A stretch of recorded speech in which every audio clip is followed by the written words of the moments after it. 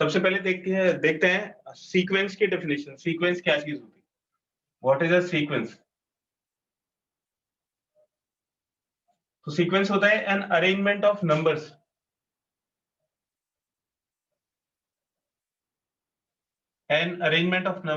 In a definite order.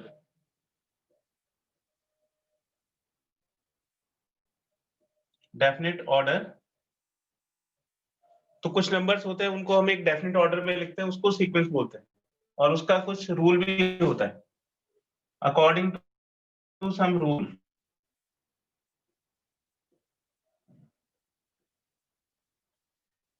ठीक है, और ये जो रूल है,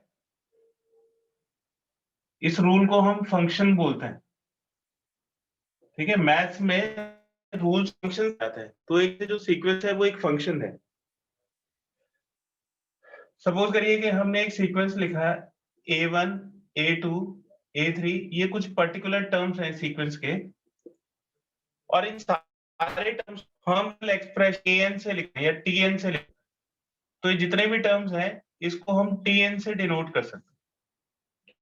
तो इनका जो सीक्वेंस का रूल होगा वो tn के अंदर होगा, और tn की जो भी वैल्यू होगी वो फंक्शन को डिफाइन करेगी और उसको हम सीक्वेंस बोलेंगे। ठीक है, तो ये जो सारी वैल्यूज हैं, ये जितने भी टर्म्स हैं, अगर ये किसी सेट को बिलोंग करते हैं, सपोज करिए कि ये सारे टर्म x को बिलोंग करते हैं, तो जो फंक्शन है उसको कैसे डिफाइन करेंगे? Function will be natural numbers to x। ठीक है, तो हर एक नेचुरल नंबर के लिए एक वैल्यू मिलेगी। जैसे अगर आप n को 1 पुट करते हैं तो ये a1 बन जाएगा, और उसकी जो वैल्यू होगी वो x को बिलोंग करेगी। अगर आप n को 2 पुट करते हैं तो वो a2 बन जाएगा और उसकी वैल्यू x को बिलोंग करेगी। यानी कि डोमेन हो जाएगा n और रेंज हो जाएगा x। तो आपने फंक्शंस पढ़ा हुआ है, तो उसमें डोमेन और रेंज में कोई प्रॉब्लम नहीं होगी आपको। तो ये जितने भी टर्म्स हैं ये मिलके रेंज बनाएंगे। आप इसका रेंज है तो रेंज आएगा x के इक्वल और डोमेन आएगा n के इक्वल। और इसमें जो n की वैल्यू है वो कैपिटल N को बिलोंग करेगी। तो जो जनरल टर्म है उसको हम an से डिनोट करेंगे। तो देयरफॉर f इस फंक्शन को किस तरह से रिप्रेजेंट करेंगे? fn is equal to tn। तो ये वाला सीक्वेंस है उसको हम ऐसे भी लिख सकते हैं। tn जनरल टर्म होगा जो सारे टर्म्स को रिप्रेजेंट करेगा। अगर आप इसमें n को 1 पुट करोगे तो t1 यानी कि a1 आ जाएगा। 2 पुट करोगे इसको हम an लिख सकते हैं। 2 पुट करोगे तो a2 आ जाएगा। 3 पुट करोगे तो a3, और x को बिलोंग करेंगे इसलिए x इसका रेंज होगा। ठीक है, सीक्वेंस की डेफिनेशन है। इसके ऊपर एक क्वेश्चन देखिए बेटा, अगर ये जो x है, अगर ये r है, इफ x r मतलब real number, then sequence will be real sequence. तो जो सीक्वेंस है वो रियल सीक्वेंस होगा।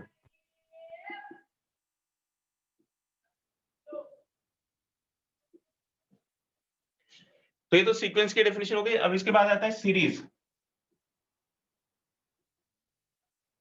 अगर इन टर्म्स को ऐड कर दिया जाए, जैसे a1 plus a2 plus a3, तो इसको हम सीरीज बोलेंगे।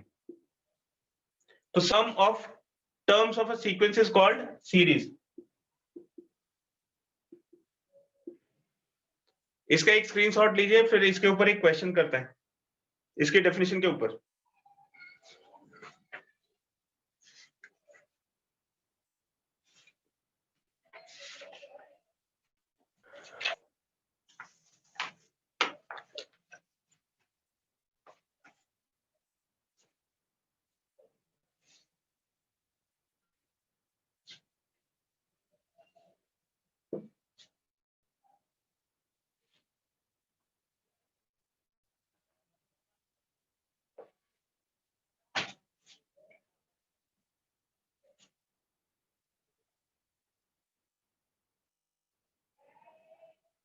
A sequence may be defined as objective type question है, आपको उसमें से करेक्ट निकालना है। A sequence is a relation whose range is a subset of natural numbers. दूसरा, a sequence is a function whose range is a subset of natural numbers. C है function whose domain belongs to natural numbers.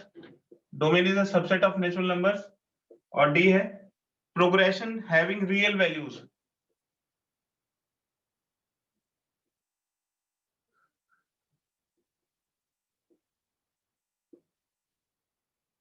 इसका correct answer बताइए बेटा क्या होगा?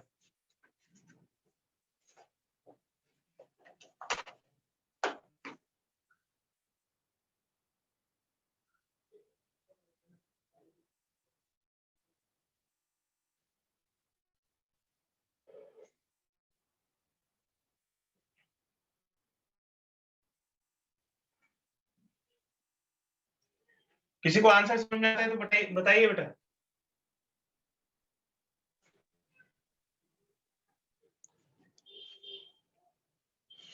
Answer भी आपके सामने ही लिखा हुआ है। ये इस वाले सेट को बोलते हैं डोमेन और ये फंक्शन है। तो इसका करेक्ट आंसर हो गया कि sequence is a function whose domain is a subset of natural numbers.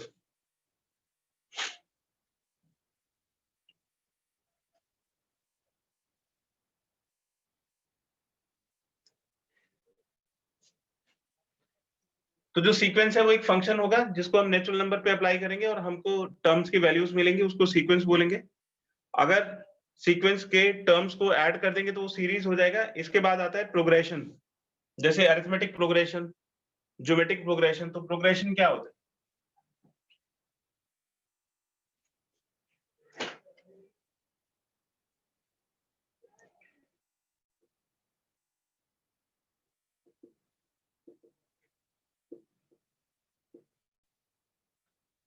तो सीक्वेंसेस, कुछ सीक्वेंसेस होते हैं जिनको हम प्रोग्रेशन बोलते हैं। ऐसे sequences which follow some pattern। तो इस तरह के सीक्वेंसेस जो किसी पैटर्न को फॉलो करते हैं उनको प्रोग्रेशन बोलते हैं। जैसे अरिथमेटिक प्रोग्रेशन है तो उसमें पैटर्न होता है कि एक सर्टेन डिफरेंस होता है।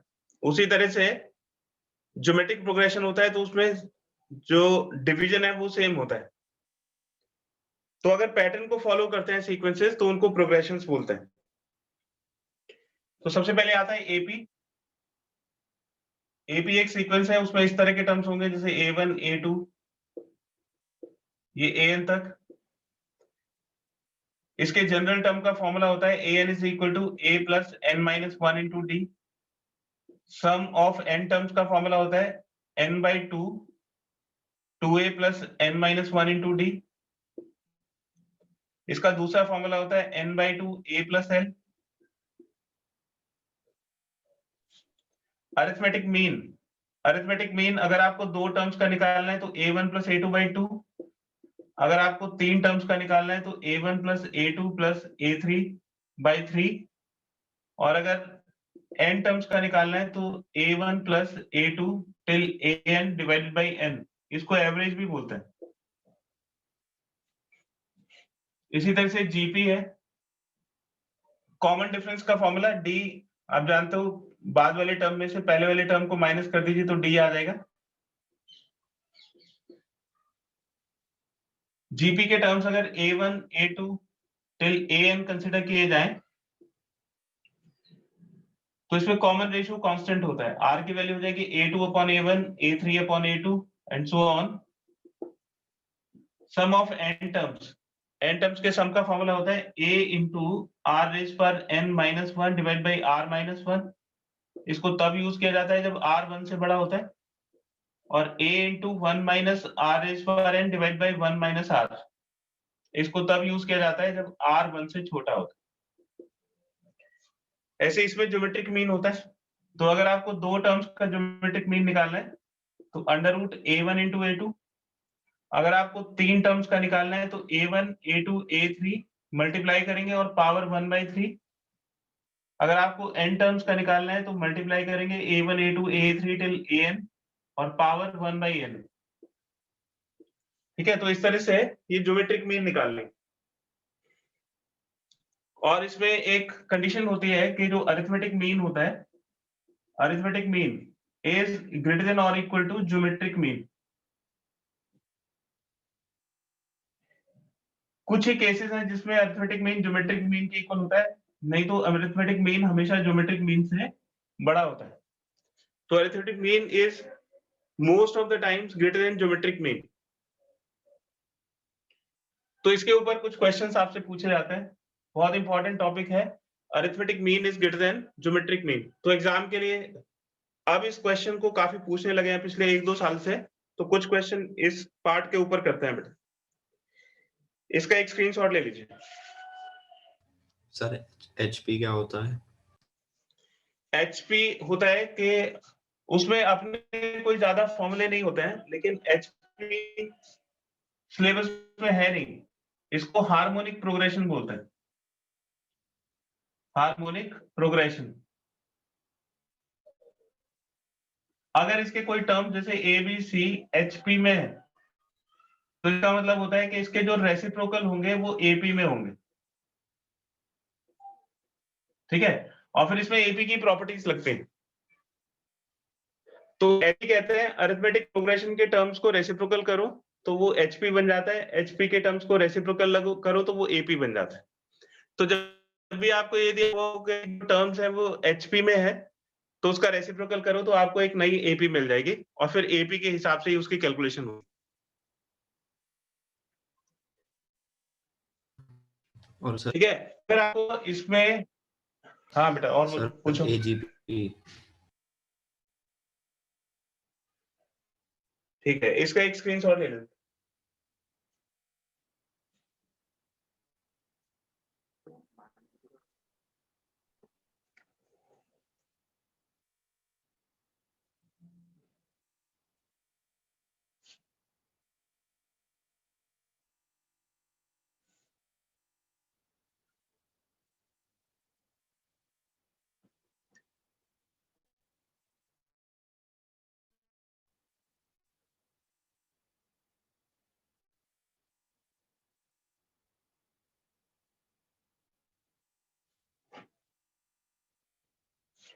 देखिए एजीपी होता है अरिथमेटिको ज्योमेट्रिक प्रोग्रेशन।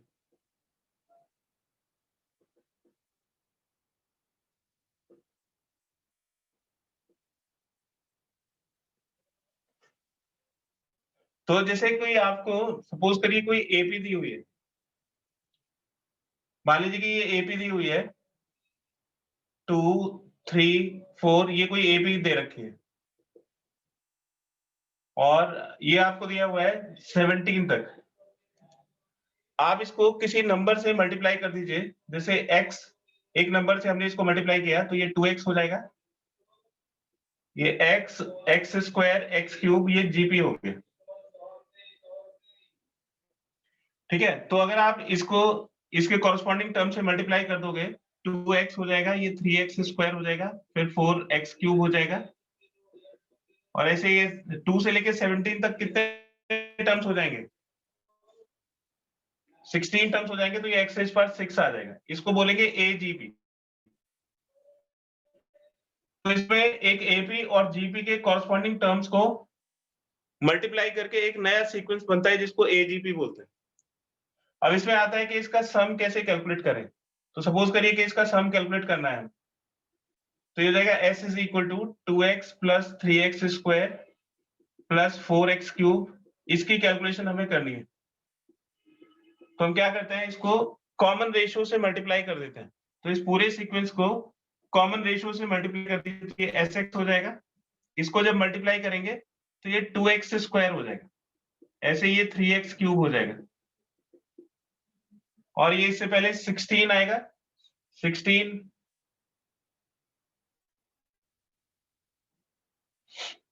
इससे पहले वाला जो टर्म होगा वो 16 एक्सेस पर 15 होगा, तो ये हो जाएगा 16 एक्सेस पर 16। फिर इन दोनों को माइनस कर देते हैं, तो इसको माइनस करने से ये 3x square minus x square आ जाएगा, फिर ये 4 माइनस 3x क्यूब आ जाएगा, एक्सेस पर 16। आप अगर इसमें से ये 2x को अलग कर दो तो आपको ये जीपी मिल जाएगा, x square plus x cube till x power 16। इधर से x तो x, अभी जीपी बन जाएगी, तो जीपी का सम इसमें लगा देंगे, ये 2 से लेके 16 तक 15 टर्म्स हो जाएंगे, और इसका सम हो जाएगा a इंटू दूसरे वाले x हो सर जाएगा। दूसरे वाले में 17 x रेज़ टू पावर 17 नहीं आएगा? इसमें यस सर। हाँ, x मल्टीप्लाई करेंगे तो एक टर्म और इंक्रीज हो जाएगा, 17x पावर 17।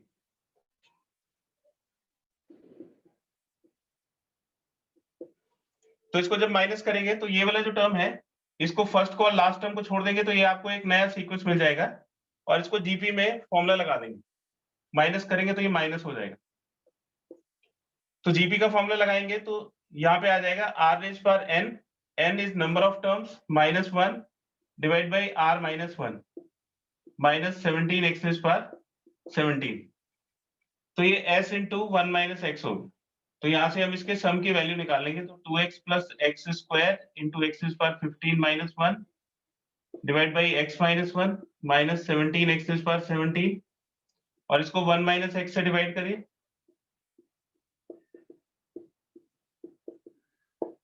ठीक है, तो ये इसका सम आ जाएगा। तो इसमें इतना ही ध्यान रखना है आपको कि जो भी जीपी होगी तो इसके दो पार्ट करेंगे आप, एक एपी को अलग कर लीजिए और जीपी को अलग कर लीजिए। तो जीपी का कॉमन रेशियो लिखिए, कॉमन रेशियो कितना है, और इस कॉमन रेशियो को इसमें मल्टीप्लाई करेंगे तो आपको एक नया सीक्वेंस मिल जाएगा, और उसको माइनस करके आपको जीपी के कुछ टर्म्स मिल जाएंगे, फर्स्ट और लास्ट टर्म को छोड़ देंगे तो जीपी बन जाएगी, जीपी का सम निकालिए और इस वाले टर्म से इसको डिवाइड कर दीजिए तो इसका सम आ जाएगा। ठीक है, तो इस तरह की सीक्वेंसेस को बोलते हैं एजीपी।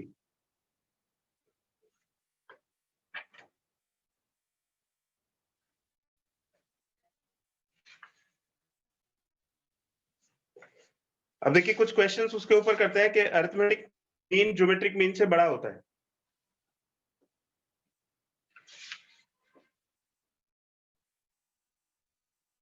इसका एक स्क्रीनशॉट ले लीजिए बेटा,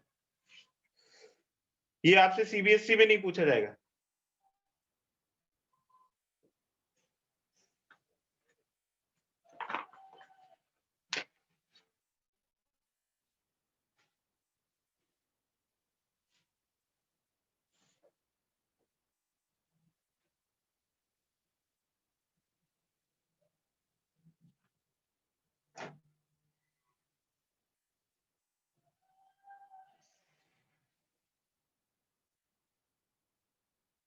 ABCD are 4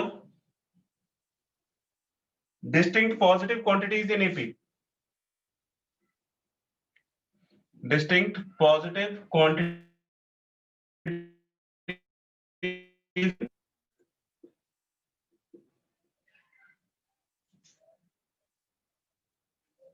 Then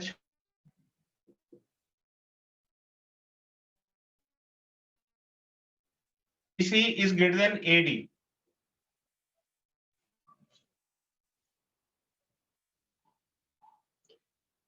ठीक है, तो ये हमें प्रूव करना है कि BC AD से बड़ा होगा, और इसमें आपको कॉन्सेप्ट यूज है वो ज्योमेट्रिक मीन से बड़ा होता है। ठीक है, तो देखिए इसको कैसे करेंगे। अगर ये ABCD जो है वो AP में है, तो ये जो पहले 3 टर्म है ये भी AP में होंगे। तो अगर ABC AP में होंगे तो ये अरिथमेटिक मीन हो गए, अरिथमेटिक मीन की वैल्यू हो गई B, और ज्योमेट्रिक मीन हो जाएगा अंडर रूट AC। तो अरिथमेटिक मीन आ गया B और ज्योमेट्रिक मीन हो गया अंडर रूट AC। उस वाले रूल को लगाइए, तो arithmetic mean is greater then geometric mean, तो B is greater then AC हो जाएगा। ठीक है, और यहाँ पे एक और आपको रिजल्ट मिलता है कि जो B है वो अरिथमेटिक मीन है A और C का, तो अरिथमेटिक मीन हो जाएगा A प्लस C/2।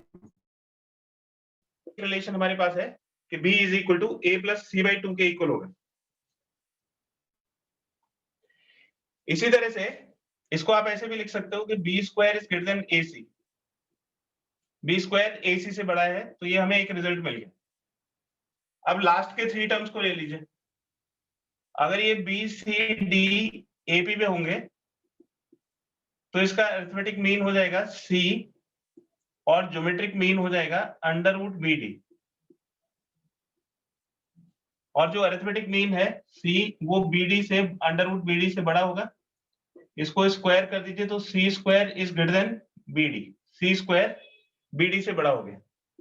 एक और रिलेशन हमें यहाँ पे मिलेगा कि सी इनका अरिथमेटिक मीन है तो c is equal to b plus d by two के इक्वल होगा। तो हमारे पास इतने सारे रिजल्ट आ गए। ये एक रिजल्ट हो गया, ये दूसरा रिजल्ट, ये तीसरा रिजल्ट, ये चौथा रिजल्ट। अब आप इसको देखिए कि इसको किस तरह से अरेंज कर सकते हैं। तो ए और डी का मल्टीप्लीकेशन होना चाहिए। तो अगर इन दोनों को मल्टीप्लाई कर दिया जाए तो ये ए और डी मल्टीप्लीकेशन में आएंगे, इधर बी और सी मल्टीप्लीकेशन में आ जाएंगे। तो फर्स्ट और सेकंड इक्वेशन को मल्टीप्लाई कर दीजिए तो ये हो जाएगा B square into C square. B square into C square is greater than A C into B D. और ये पॉजिटिव क्वांटिटीज है, क्वेश्चन में लिखा हुआ है कि पॉजिटिव क्वांटिटीज है। तो पॉजिटिव क्वांटिटी से अगर डिवाइड करोगे तो इनइक्वालिटी चेंज नहीं होगी। तो हम इसको बीसी से डिवाइड कर सकते, डिवीजन बाय बीसी। तो बीसी से डिवाइड करेंगे तो यहाँ पे बीसी आ जाएगा। तो ये हो जाएगा बीसी इज ग्रेटर देन, ये बी और सी कट जाएगा तो bc is greater than ad आ जाएगा। इसका एक स्क्रीनशॉट ले लीजिए बेटा।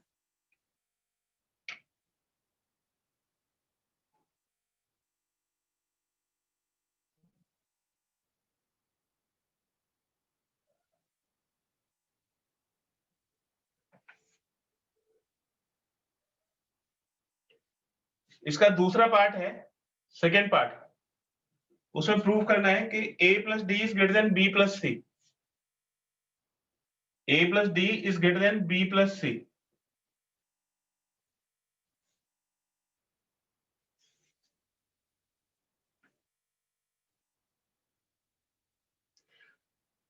तो अब आपको प्लस वाला रिजल्ट यूज करना है।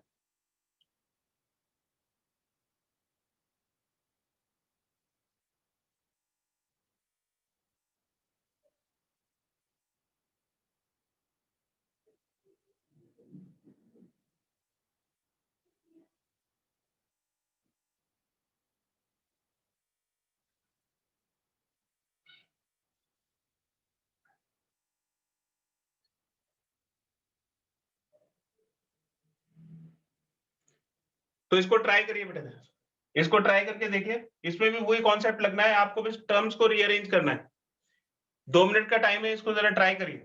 बिल्कुल इसी तरह का कॉन्सेप्ट इसमें भी यूज होगा, बस टर्म्स को रीअरेंज करना है।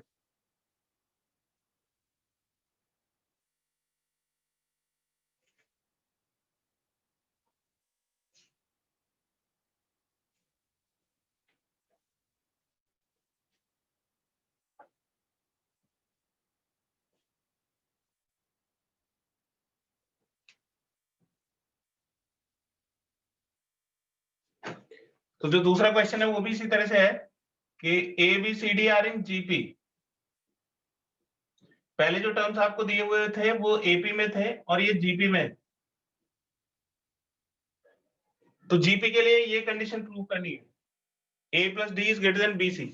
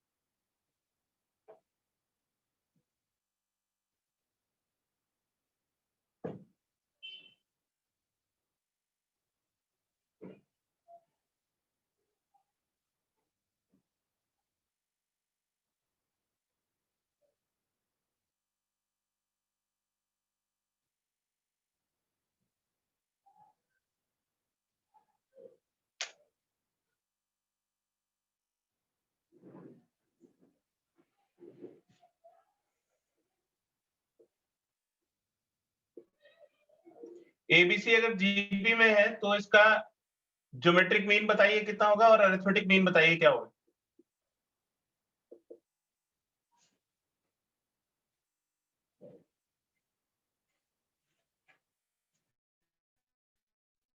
बोलिए बेटा, अगर एबीसी जीपी में है तो ज्योमेट्रिक मीन क्या होगा? Sir root AC। Root AC या बी, है ना, अंडर रूट तो हमें चाहिए नहीं। और जो अरिथमेटिक मीन है वो कितना होगा? Sir A+C/2। a plus C upon two. और इन दोनों में क्या रिलेशन होता है कि AM is greater then GM, तो ये हो जाएगा A+C/2 is greater then B, यानी कि A+C is greater then 2B। इसी तरह से लास्ट के 3 टर्म्स लीजिए, तो BCD आर इन जीपी। अगर ये BCD जीपी में होंगे तो इसमें भी ज्योमेट्रिक मीन हो जाएगा C के इक्वल, क्योंकि ये जीपी है तो ये ज्योमेट्रिक मीन हो गया। और अरिथमेटिक मीन हो जाएगा B+D/2 के इक्वल। तो जो अरिथमेटिक मीन है वो ज्योमेट्रिक मीन से बड़ा होगा, यानी कि B+D will be greater than 2C। तो B+D 2C से बड़ा हो जाएगा। अब देखिए हमें क्या चाहिए, B+C की रिक्वायरमेंट है राइट साइड में, तो अगर इन दोनों को ऐड कर दी जाए तो B+C क्रिएट हो जाएगा। तो फर्स्ट और सेकंड इक्वेशन को ऐड कर दीजिए। तो अगर इन दोनों इक्वेशंस को ऐड करेंगे तो ये हो जाएगा A+C + B+D, और राइट हैंड साइड में बन जाएगा is greater then 2B + 2C।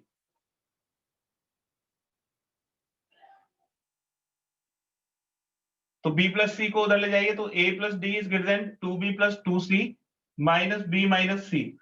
तो ये हो जाएगा A+D is greater then B+C। Proved.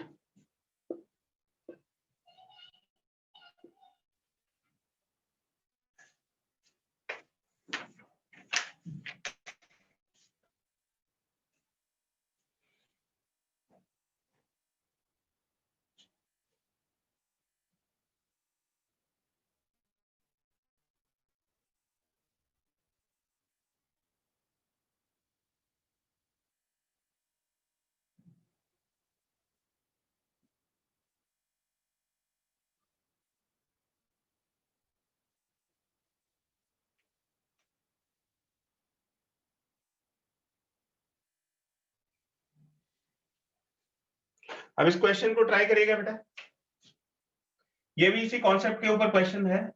X Y Z are positive integers, X Y Z are positive integers, then x plus y into y plus z into z plus x is equal to 8xyz greater than 8xyz less than 8xyz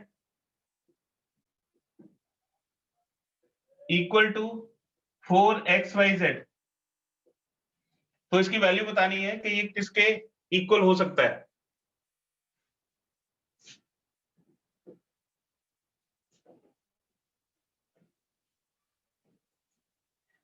तो जो concept बताया था AM is greater then GM, उसी को ध्यान में रखिएगा बेटा, और बताइए इसका आंसर क्या होगा।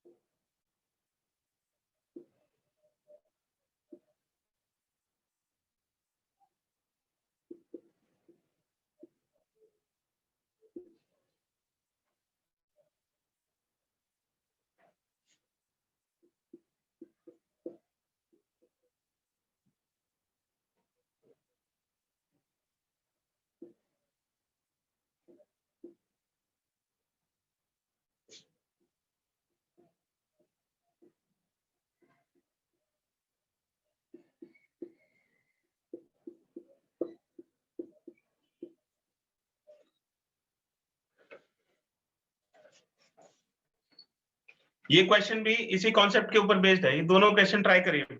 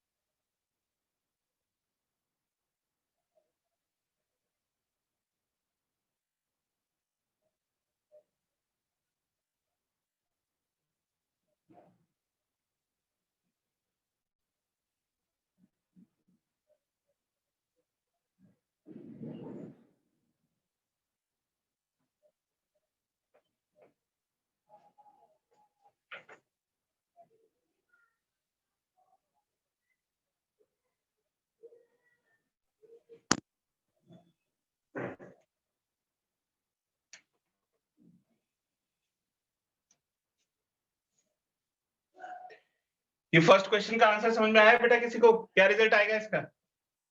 सर इसका बी होगा क्या? बी कैसे किया बताओ जरा। आंसर तो करेक्ट है।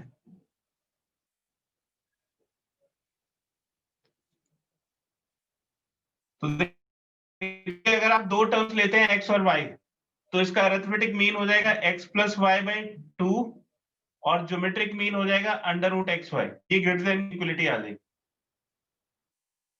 अगर आप दो टर्म्स लेते हैं y और z, तो अरिथमेटिक मीन आ जाएगा y प्लस जेड बाई 2 और ये हो जाएगा greater than under root Y Z. और अगर आप x और z दो टर्म्स लेते हैं तो इसका अरिथमेटिक मीन हो जाएगा x प्लस जेड बाई 2 और ये greater than under root x z आ जाएगा। अगर इन सभी को मल्टीप्लाई करते हो, क्योंकि हमें x plus Y, Y plus Z, Z plus X की वैल्यू चाहिए, तो इन सभी को मल्टीप्लाई कर देंगे तो x plus Y into Y plus Z into Z plus X divided by 2 इंटू 2 इंटू 2 8 हो जाएगा।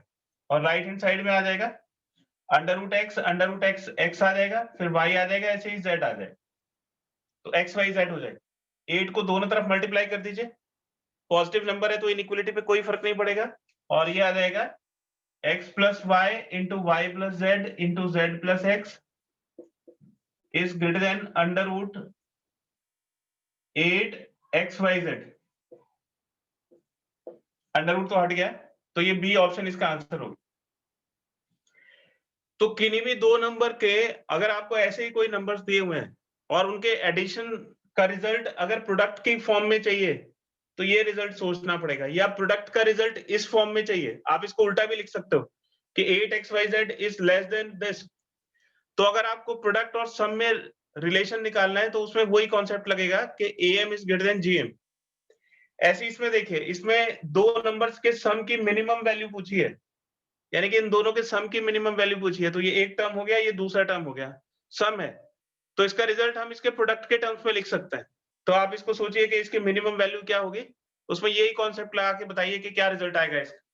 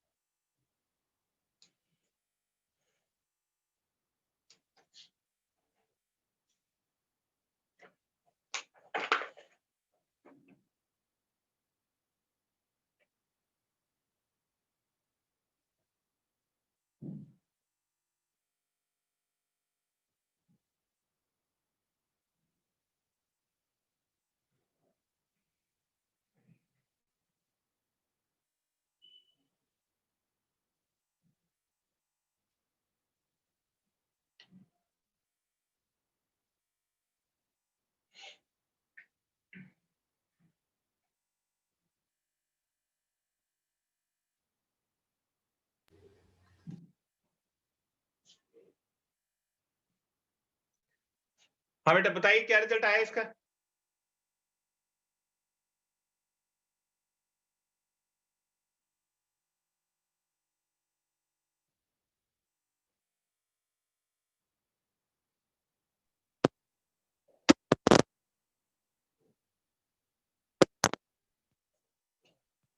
Sir D. डी करेक्ट है। तो देखिए अगर हम इनका अरिथमेटिक मीन निकालेंगे दोनों टर्म्स का, तो अरिथमेटिक मीन हो जाएगा 3x plus 3 raise power 1 minus X by 2, और ज्योमेट्रिक मीन हो जाएगा under root 3x into 3 raise power 1 minus X, और यहाँ पे इनइक्वलिटी आएगी ये। तो ये टर्म तो हमें रिक्वायर्ड है, ये ग्रेटर देन हो जाएगा, इन दोनों की पार्ट्स को ऐड करिए तो x प्लस 1 माइनस एक्स, ये x से x कैंसिल हो जाएगा और अंडर रूट 3 आ जाएगा। दोनों तरफ 2 से मल्टीप्लाई कर दीजिए, तो 3 रेज पर x 3 रेज पर 1 minus X is greater than 2 root 3 हो गया। ठीक है, तो अगर ये ग्रेटर देन 2 रूट 3 हो गया तो इससे तो बड़ा ही होगा, तो इसकी मिनिमम वैल्यू आ जाएगी 2 root 3।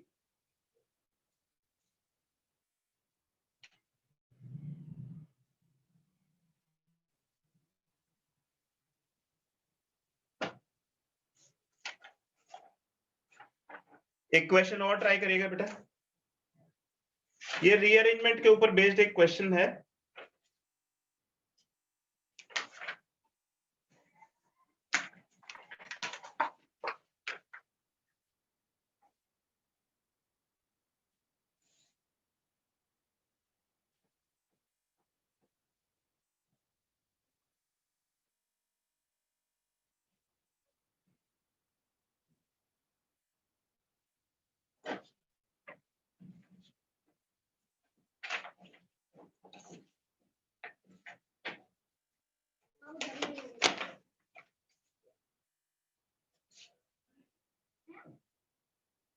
The pth term of an AP is pth term of an AP is A and qth term of AP is B.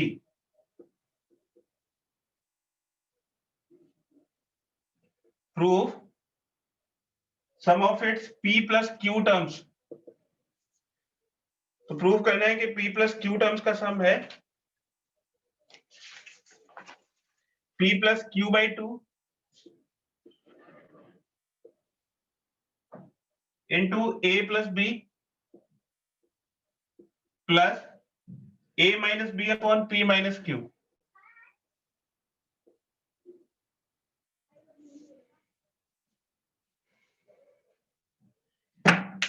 इसको ट्राई करिए बेटा।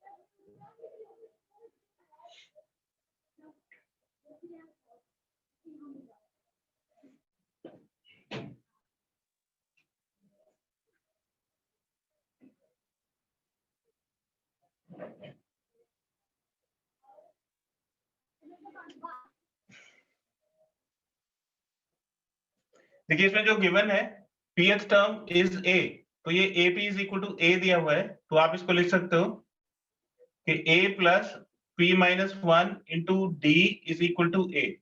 ये एक रिजल्ट है हमारे पास। कैपिटल A को हमने फर्स्ट टर्म कंसीडर कर लिया और D को कॉमन डिफरेंस, और दूसरा है AQ is equal to B, तो ये हो जाएगा A plus Q minus 1 into D is equal to B। ये दो रिजल्ट हमें दिए हुए हैं और हमें SP प्लस Q की वैल्यू कैलकुलेट करनी है, तो ये हो जाएगा N/2 यानी कि P प्लस Q/2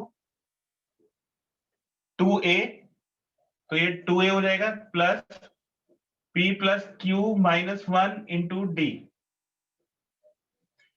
तो अब देखिए P प्लस Q/2 को तो हमें कुछ करना नहीं है, यहाँ पे A और D को एलिमिनेट करना है, तो अगर हम A और D की वैल्यू यहाँ से एलिमिनेट करेंगे तो ये PQ और AB के टर्म्स में ये रिजल्ट आ जाएगा।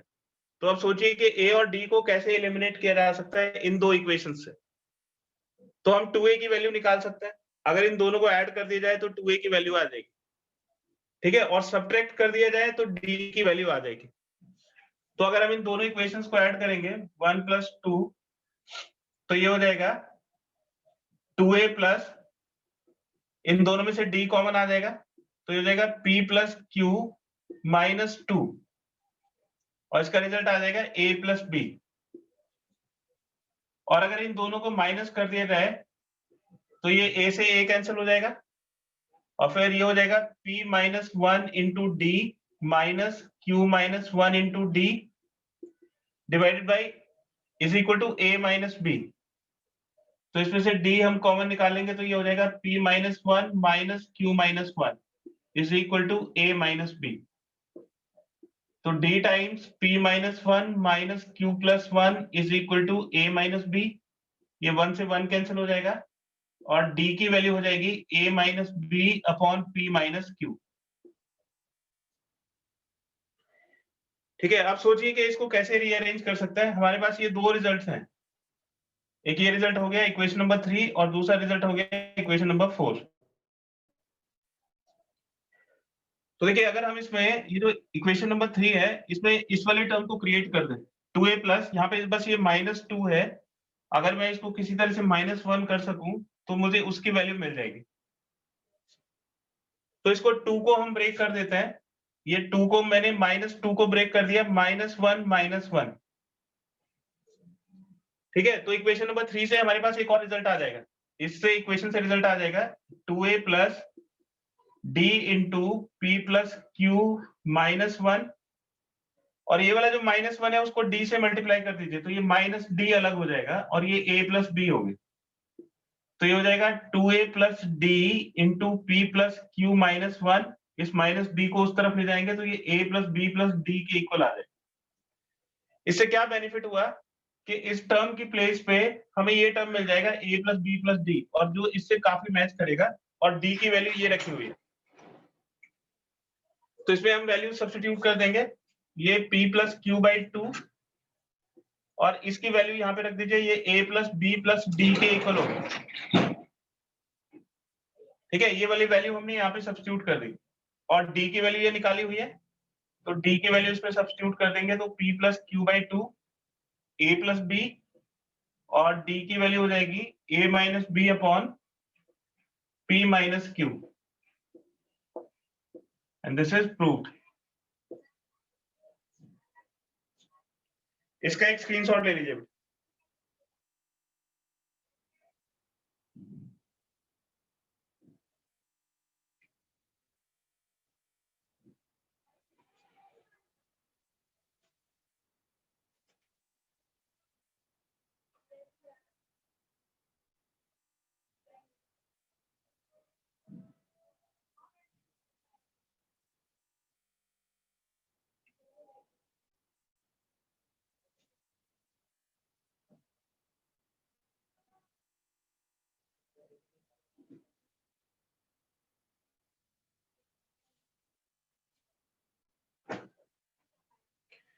देखिए बेटा, कल आपका टेस्ट है 12 बजे से लेके 1 बजे तक, लिमिट्स का टेस्ट है।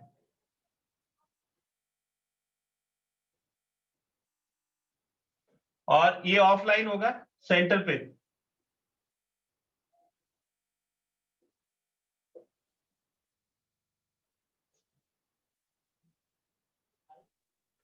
और जो सेंटर पे नहीं आ सकते हैं उनको ये व्हाट्सएप पे मिलेगा।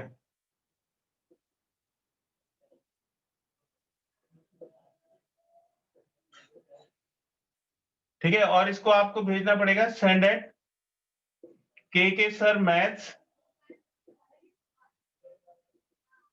26@gmail.com।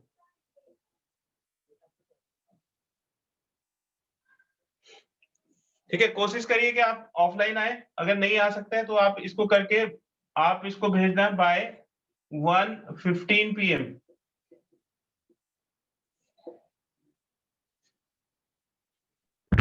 Okay sir. एक एग्जांपल देखिए बेटा,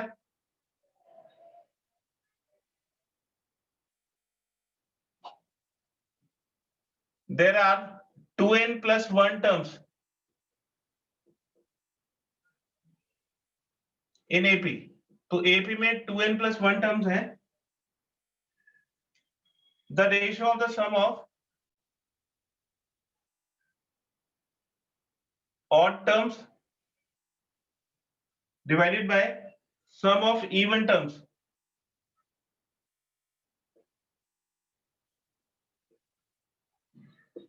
is equal to a 2n+1 upon n+1, b n-1 upon n, c n+1 upon n, और d n-1 upon n+1। ठीक है, इसको सॉल्व करके बताइए बेटा क्या आंसर होगा इसका।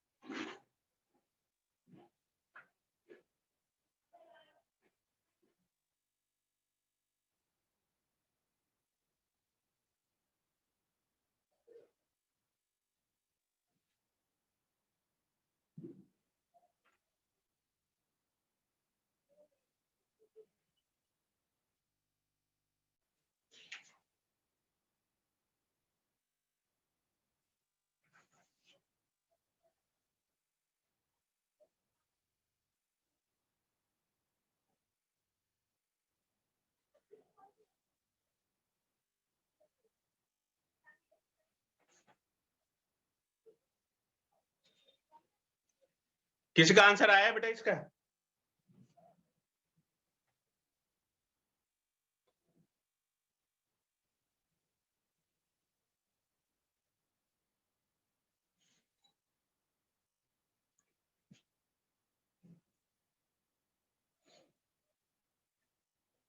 नंबर ऑफ ऑड टर्म्स बताइए।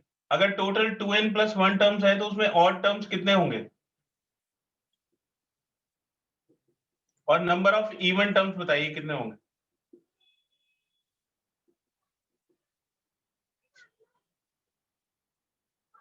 सर ऑड n+1 और इवन n होंगे। ऑड हो जाएंगे n+1 और इवन n हो जाएंगे।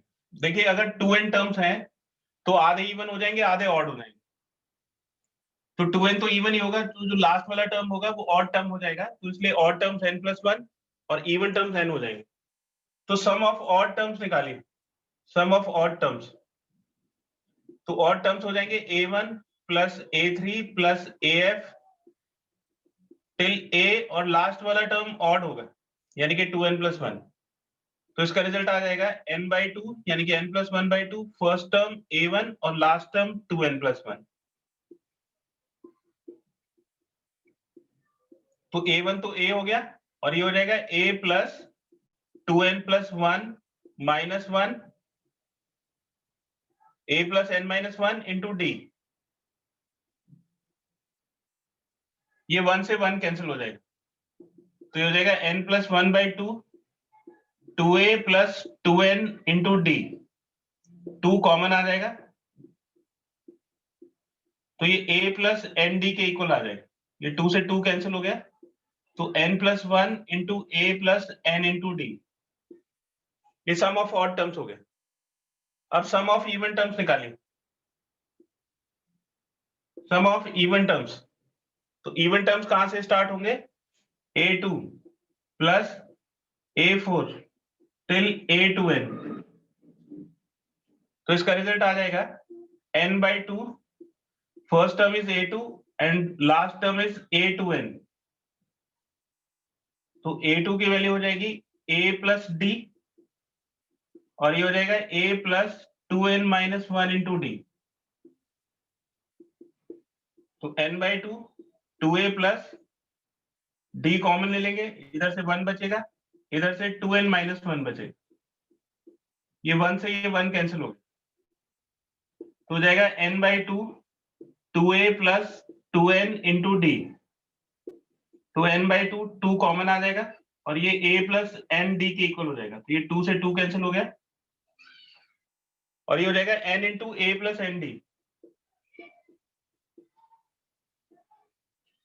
तो अब इन दोनों को डिवाइड करोगे तो इसका रिजल्ट आ जाएगा n+1 into a plus N D divided by n into a plus N D.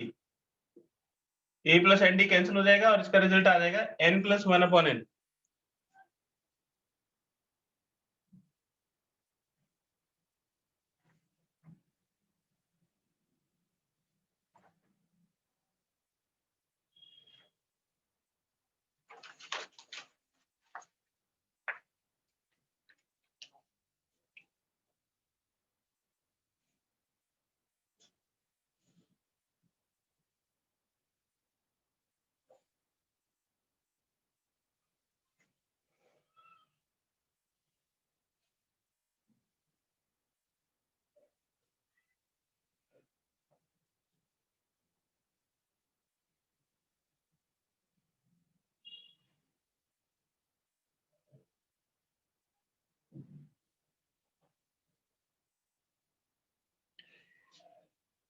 ठीक है बेटा, इसकी मैं एक शीट भेजूंगा, आप क्वेश्चन ट्राई करिएगा, फिर उसके डाउट्स पूछिएगा नेक्स्ट क्लास में।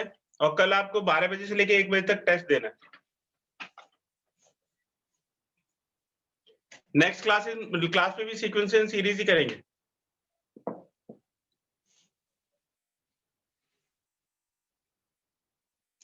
Thank you sir. ओके।